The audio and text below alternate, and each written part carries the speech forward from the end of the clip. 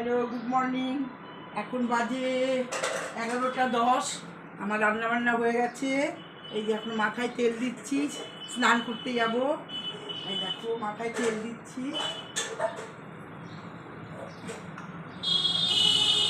এই দেখো মাথায় তেল দেওয়া হয়ে গেছে। এখন যাব বাথরুমে। চলো চলো চলো বাথরুমে যাই।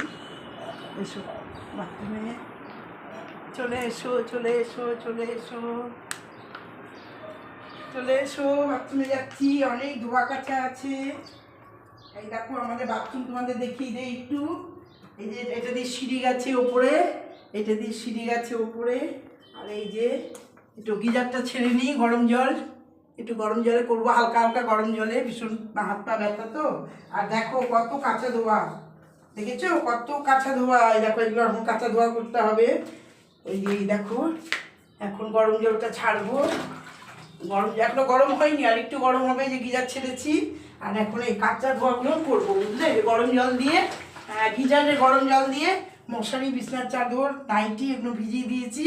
আর এগুলো এখন কাঁচা ধোয়া করবো। একটু দেখো কাঁচা ধোয়া করছি। এই দেখো বসতে পারি না এইভাবে।